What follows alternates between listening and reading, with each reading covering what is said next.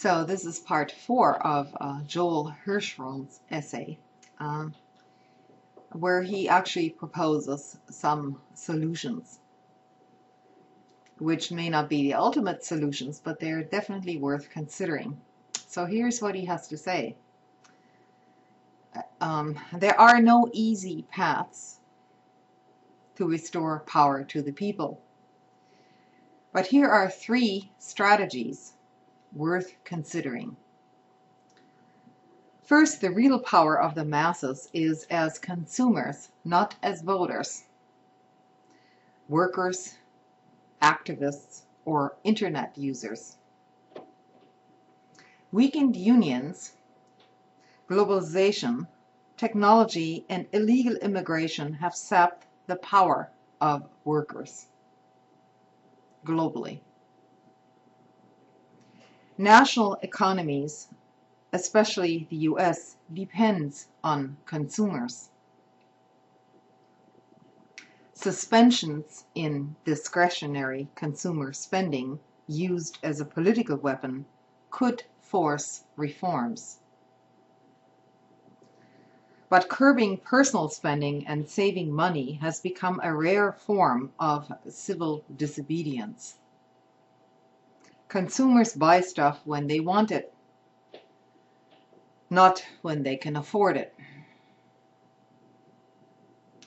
Rulers have replaced chains with debt, and no political leader in a very long time has championed economic rebellion. Second, because they are more a tool of tyranny than rebellion, the masses should stop giving credibility and legitimacy to faux democracies by boycotting elections. Plutocrats cleverly equate patriotism and good citizenship with voting, while at the same time ensuring that no real, genuine change will ever come about. All election results can be subverted by forces of corruption. Those promising change, like Barack Obama, do not pose a lethal threat to the forces of evil and corruption. Sadly, refusing to vote in corrupt political systems,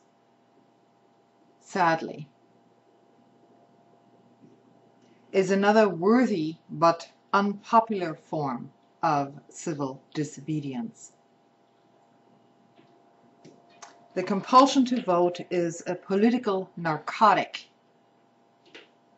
that sustains a so-called democratic tyranny.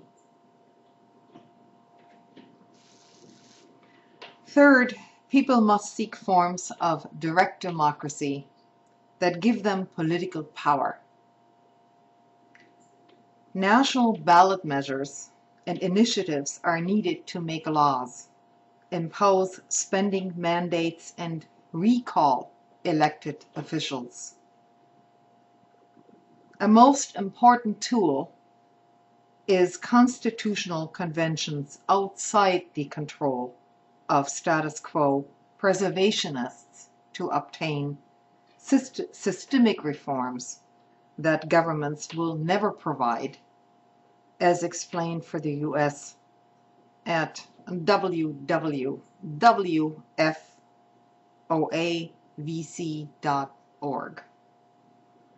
This is the author's website, I guess.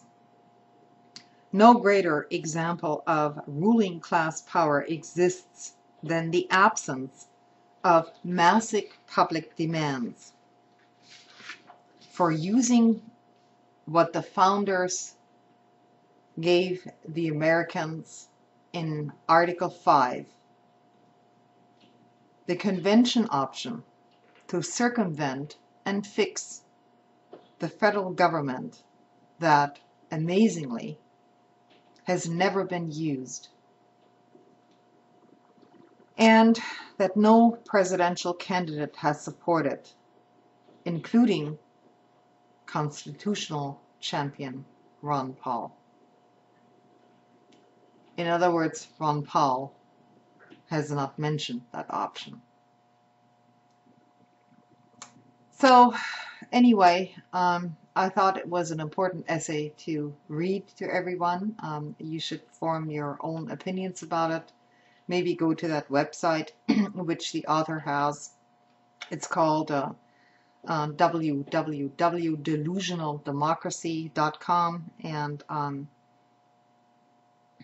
he has many other essays out there. So I'm just trying to disseminate some contrarian opinions and some critical thinking, perhaps. Thanks for listening to part 5 and staying in here for this long. Thanks again.